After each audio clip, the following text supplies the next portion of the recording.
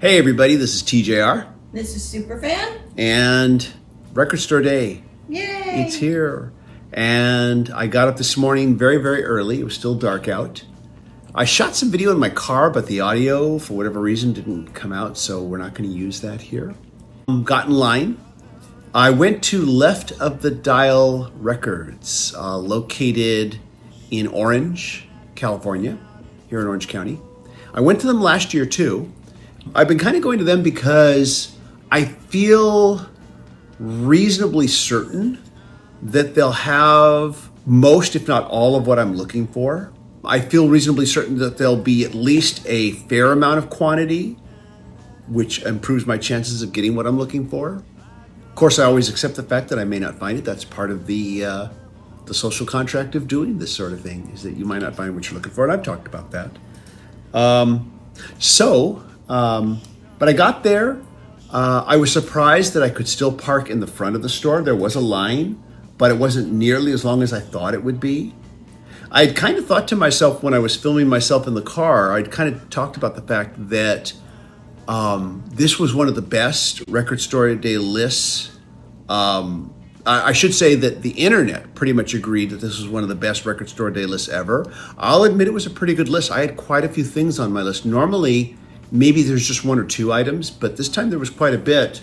And I looked at my list and thought, I can't get everything. It's going to be too hard. So I had to really kind of narrow it down to just what I felt I wanted the most out of that list and then go from there. So I kind of made my priorities, and then the rest were just sort of, well, we'll see what happens. If my priorities aren't there, maybe I'll get one of these. We'll see. Anyways, but I got there. There was a line, but it wasn't as nearly as long as I thought it would be. And I kind of thought to myself when I was driving it, when I was filming video there, I said, now there is the possibility that even though this is considered to be a really great list this year, that more people might sit it out just because of how things are here economically. Just everything's going up. And that, higher prices might keep people away. And maybe that played into it. I don't know. I save up money ahead of time before I do these things. The store was scheduled to open at 6:30, but the store owner opened it actually earlier than that. Yay! Yes, and he started letting us in a little bit at a time. He was there with his staff, and they would ask you, what are you looking for? And help you get it so that you could move in and out quickly. So that was really cool. But here we go. I'm going to talk about the purchases for this year. We're going to start with one here that was for Superfan. This is the one she wanted. We're going to start with this one here. Then we'll discuss my picks. And her pick for this year was Passengers. Original Soundtracks 1. Now, I had never heard of this before. Had you heard of this prior? Oh, yeah. To it being announced? Okay. Yeah. You had. This is an album released by U2 and Brian Eno. And let me just read from the hype sticker here. The visionary collaboration by U2 and Brian Eno. Limited edition 30th anniversary RSD exclusive remastered album. 2 180-gram heavyweight recycled black vinyl. Features Miss Sarajevo and bonus track. Maybe this makes sense to you since you know U2 really well. It says, and bonus track Bottoms, and then in parentheses, Watashitachi no Ukina Yume. I'm assuming that's Japanese. Zoo Station Remix. Do you have any idea what that is? Off the top of my head, no, but I'm guessing it's a song, like maybe one of the B-sides. Who knows? Anyway, but we'll pull these out here. Been I've remixed already broken the shrink wrap just so that I don't have to struggle with that on camera. But here we have 2 LPs. We have, they come in these photo sleeves. We've got U2 and Brian Eno with the band wearing chef uniforms. Credits here. And then we have a scene of them walking Abbey Road style down the street with these uniforms on. And then we've got also listings of the songs here with information about the recordings of each one, which is kind of cool. Makes for good listening notes.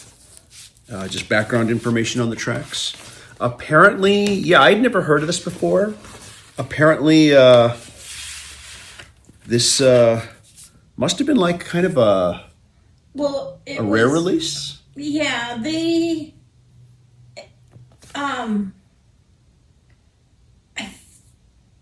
I want to say it came out of the Zoo TV recordings. I may be wrong.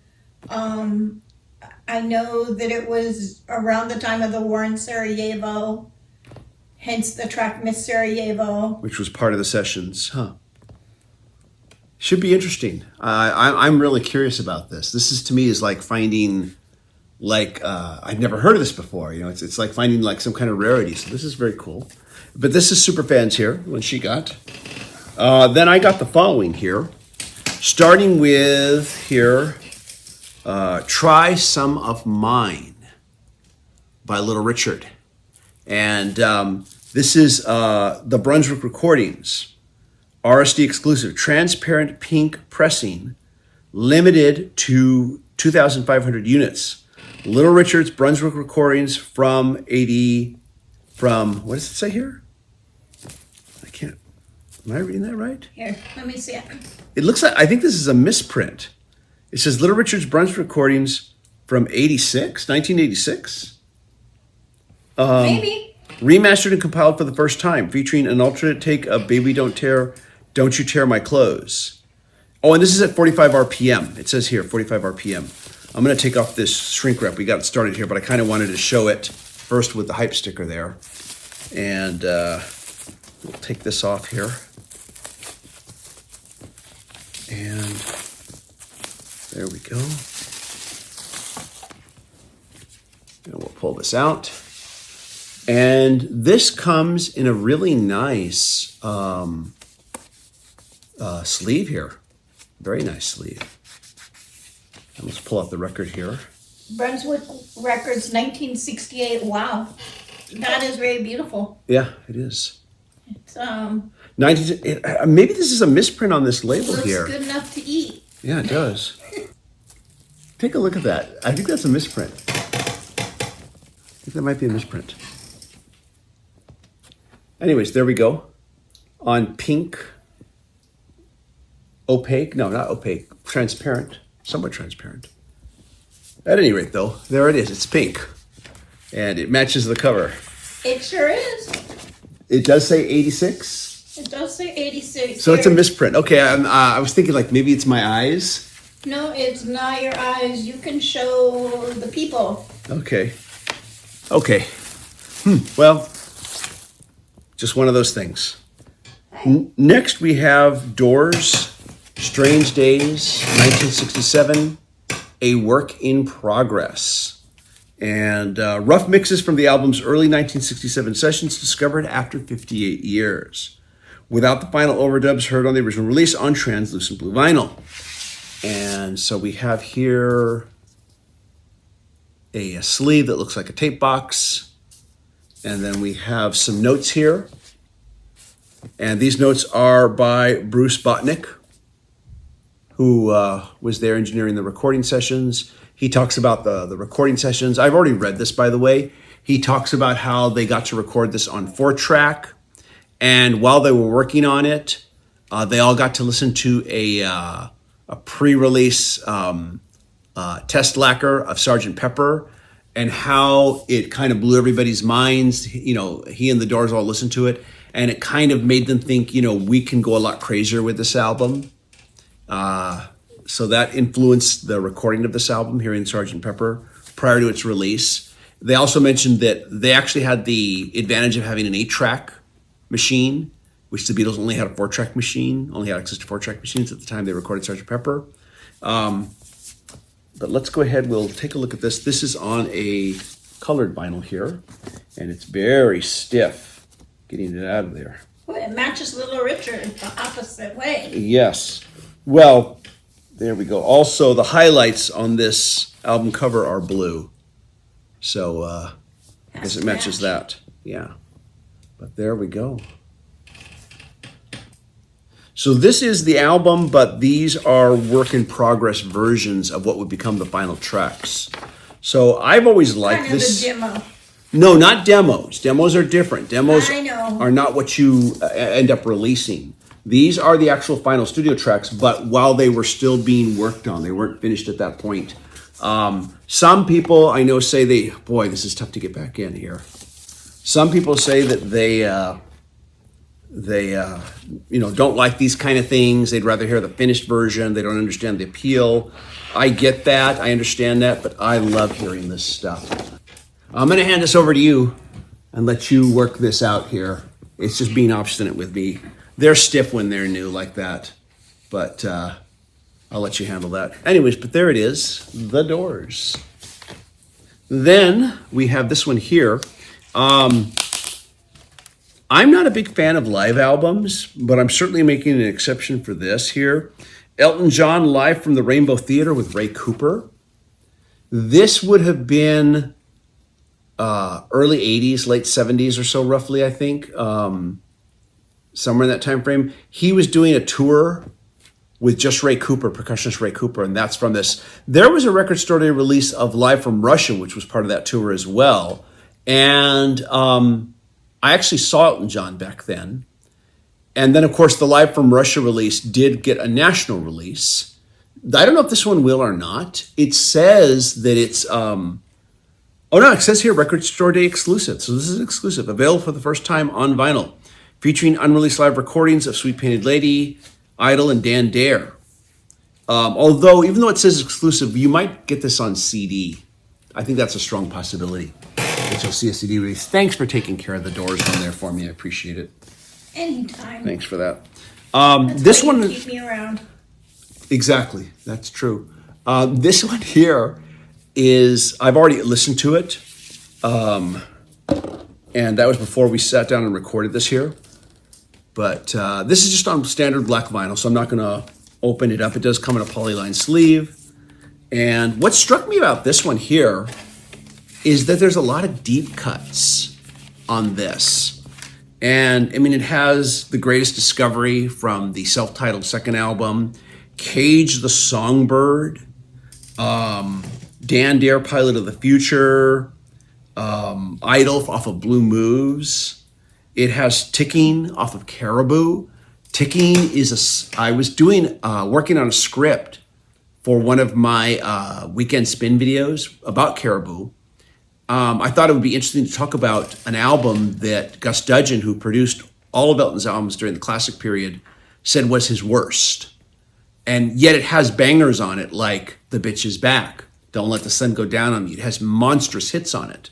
I thought it'd be interesting to talk about that one. And Tickin' is a very underrated, underappreciated, never discussed classic song. It's one of his darkest songs. And as I was writing that script, I got to Tickin' and I thought out loud, I should do a whole video on this song. And I started thinking, do I want to do that? Do I want to say what I want to say about it on just the video we can spin, or to actually do a separate video dedicated to that song? And I started, kind of veering off of that project and writing a separate script to see what I thought. Anyways, but yeah, lots of what I call deep tracks that you just, don't see on live albums or on live releases. So Well, that I'm really guessing appealed that to me. they were performing as a two-piece, so it had to be songs that would work in that format. Tickin' is definitely one of those, because on the studio recording, it's just him on the piano for the entire song, with the exception of a few synthesizer effects near the end, and that's it. So that would definitely work for that. But yeah, you may have a point there. But anyways, lots of deep cuts. So I was really intrigued about that, and I did listen to it. Another reason I'm not that into live albums, especially when it comes to Record Store Day, is the sources. How good does the audio sound? Sometimes the audio sourcing on Record Store Day release live albums can be dubious. I've heard many Record Store Day customers say that to me on the internet. So I'm always a little bit leery about live releases on Record Store Day, but this one I felt pretty good about getting. It did say a BBC recording, so this is probably one of those live from the BBCs, and those are always very good. Anyway, so there we go.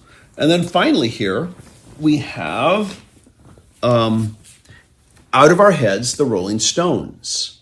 Now, I have the recent re-release of the Rolling Stones in mono box set on LP. the one on colored vinyl. And at first I thought, well, I don't need this. I've got this from that set.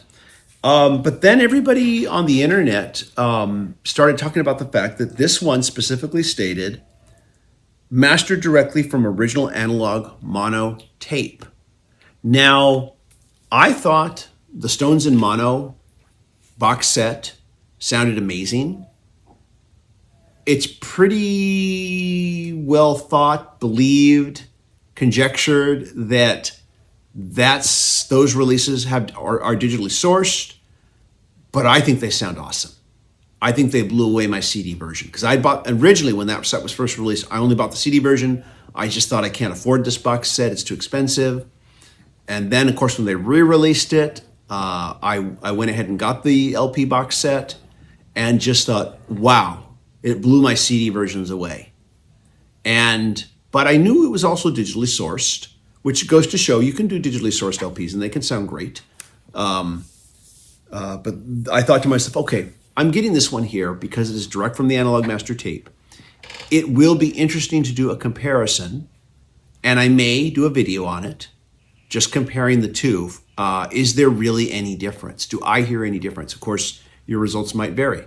But I just thought, I'm going to get this one. I'm going to listen, because you never know. If they decide that they're going to double dip and say, okay, you've bought our box set, now we'll start doing these directly from the analog mono tapes, and see if they try to double dip us on that.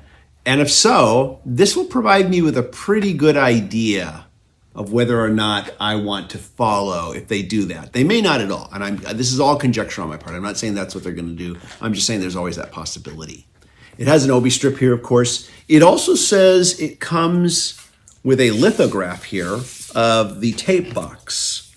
And so here's that lithograph right here. I know you're all going to want to frame that and put it on your wall right away. Well, that's kind of cool. I guess. I don't know. I would think maybe something a little more creative than just showing us a tape box. I mean, it is cool. If it had just been a picture, okay, cool, but they said lithograph. I'm like, oh, okay, this implies something a bit more artistic, but I don't know. It's fine, I guess, Photography. I would have rather seen alternate photos from, like a montage of alternate photos from the recording sessions or something else. I don't know. A picture of, is art too. a picture of the band. I don't know. But it comes with that. But here is the LP, and it is on a clear vinyl, so I will pull it out.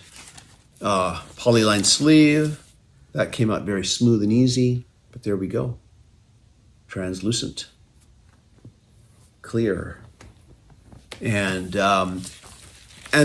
like I said, this says it's an exclusive, but all they have to do to keep this exclusive is not release it on clear vinyl if they want to do a nationwide or worldwide release. That's all they have to do, is put it on standard black vinyl, and they can still release exactly this.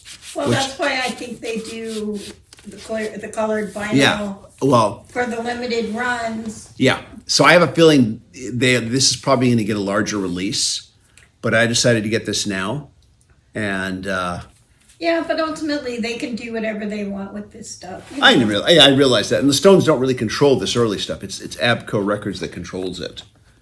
They have no control over the early stuff, but I think I don't know. We'll see what happens. This is the U.S. version, of course. Oh, it looks like it's embossed. Tim. It is. Yeah, I could feel that embossed feeling of it. That's there, yes, but even still, I kind of think that.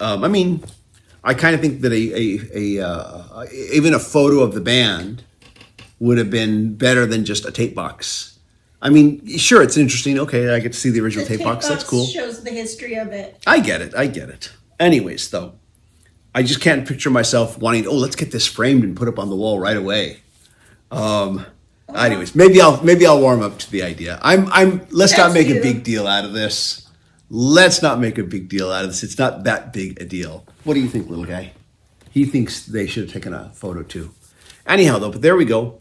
And that was this year's Record Store Day haul. There was one album I wanted to get that I couldn't get, that wasn't there. Leon LaHavas, I had talked about it when I discussed the list. That was the one, and that was in my my must-haves that was not there. So that one I didn't get. But again, I'd already felt like I'd spent enough money. And sometimes that's just the way it is. You can't always get what you want, as the song goes. So how was your record store day? Did you find everything you were looking for? What did you get? And let us know your thoughts. As always, if you like these videos, be sure to hit like, hit subscribe, hit the bell notification icon so you never miss a video. And big thank you to the patron supporters. Patron supporters do get exclusive weekly videos not available on this channel. You are fierce and mighty. And mostly thank you for just stopping by. We really appreciate it. And we'll see you all in the next video. Take care, everybody. Bye. Bye.